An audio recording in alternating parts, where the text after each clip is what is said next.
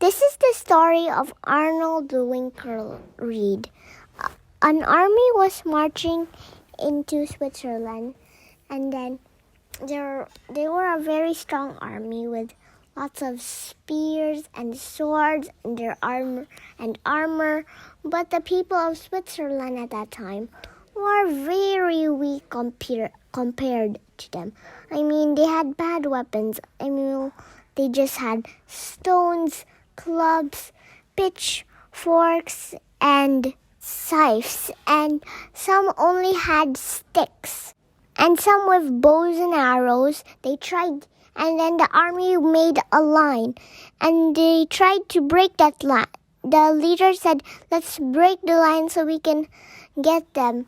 So they tried their very best to break the line, but it didn't work, and at all. The army was just too strong. But then there was a man named Arnold Winkelried. He was very brave. And he said, "My family wait for my return, but they will see me no longer, because today I will give my life for my country." He ran down the hill as fast as he could, and he said, "Make way for liberty!"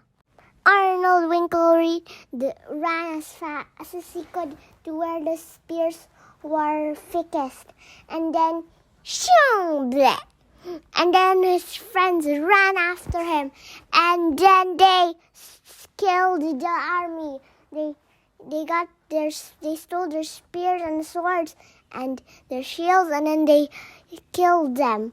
At last, the battle was over. They won, but Arnold Winkelried died. But he didn't die for nothing. No. He was the one who led the Swiss army to victory. Hooray! The Bell of Atri. So there was a town long ago. The name was Atri. So the king of Atri made a bell tower, and people were excited to hear the bell ring. But then when the king came down to the streets, he didn't even touch the rope nor ring the bell. The people were confused. They said, "We want to hear the bell ring." But the king said, "No, we won't ring the bell. But we will ring if whoever was wronged will ring the bell, and the judges will come." Meanwhile, in a hill, there was a guy. He used to be a soldier, but now he only cares about gold and getting money and being rich. And he had a horse that was his best friend in the olden days, but now he doesn't care about the horse. He just cares about the money. Poor little horse. Poor horse. And the horse was treated very badly and not properly. He only had little food, and he's super big. "Please, someone, please love me." And then one day when the rich man was counting up his money bags, he said, "That's the horse. He's letting me pay more money to keep him every single day. Why not I just give him away? But who will get him? He's old and dirty. And I'll just let him roam around, whatever. I'll just get him away. I'll just let him go. Plus, I don't need that horse. I'll just get my money. That's what I need. Yeah, that's good."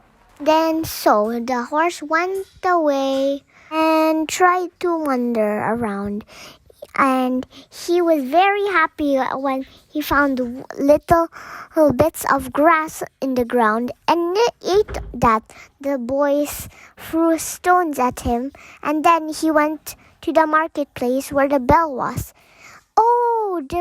But then before that, there was the rope was rung so many times it broke. It got really short now. So they got the rope and said, the judges said, this will not, no, do. It will not do. But then there was a man who said, I have a very long grapevine. We could use it for the rope, for instead of a rope. Okay, that will do. Very good. So they hung it up, and it was very long, so the smallest kid could ring it. And then the horse saw the vine, and he said, this will be a perfect snack.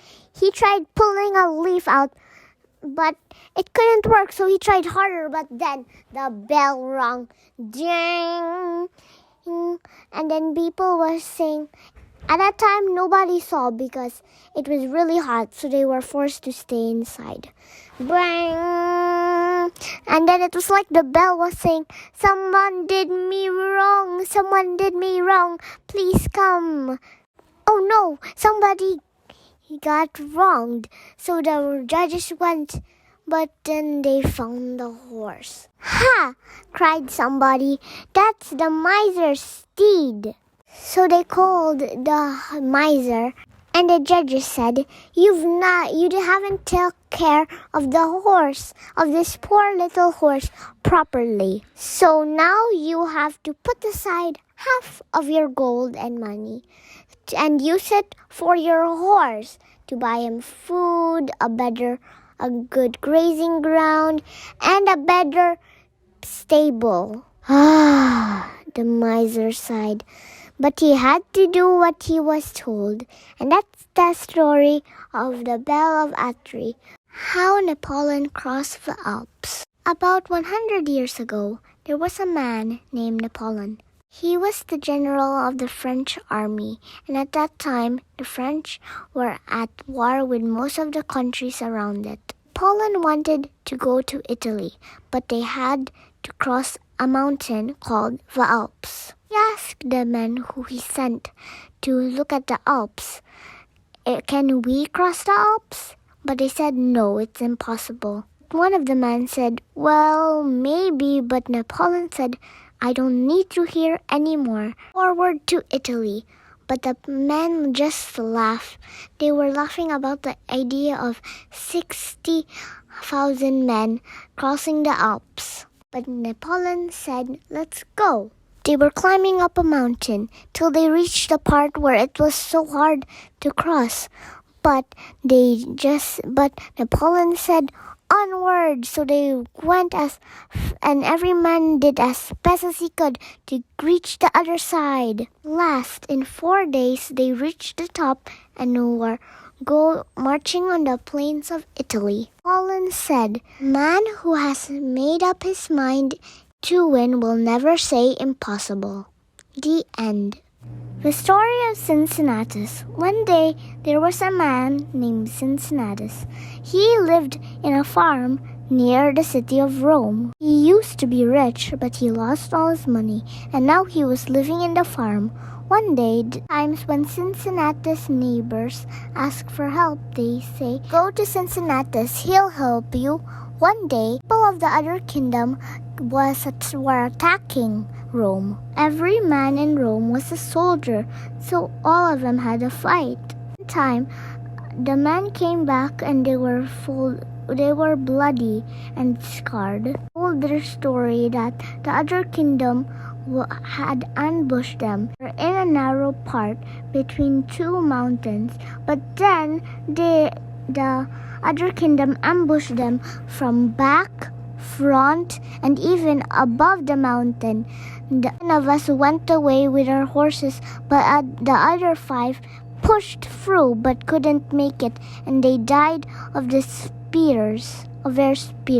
White-haired father said, we should go tell Cincinnatus. He'll help us. So a man ran to Cincinnatus' house, and he said, Cincinnatus, put on your coat because Rome needs your help. Cincinnatus called his wife for his cloak, and he got the dust off his hands and then wore his cloak. And the man told Cincinnatus about everything and the danger that Rome was in. Cincinnatus left his plow where it was, and then he followed the man. Said they'll make Cincinnatus their king of the city, and they'll do anything he says. So he went out, and then they fought. At last they won. They came back in flags of victory. Hooray! Hooray! Cincinnatus was the king of Rome for 17 days. The end. The story of Regulus. Across the Roman Sea, there was a country named Carthage. Rome and Carthage didn't like each other very much, and at last one day they had war. A general named Regulus fought a battle, but he lost and he was taken prisoner. When he was in prison, the rulers of Carthage came to him to talk. They said, "We want to make peace with Rome, but if Rome says no, you have to go back here." Regulus always kept his promise, and he said, "Okay, I promise." When he got back, the people of Rome welcomed him. His family, his wife, and his children were so happy. They thought they would never part with him ever again. White-haired fathers of Rome who make the laws were happy that he was back. But Regulus said, "Carthage wants to make peace, but that won't be a good idea. I'm here to bid my wife and my children goodbye because I promised I would go back to be a prisoner."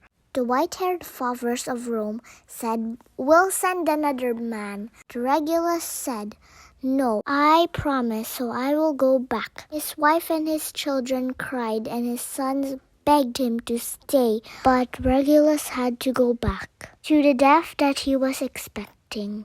That's how brave Regulus was. The end. That's it for today, guys. Bye!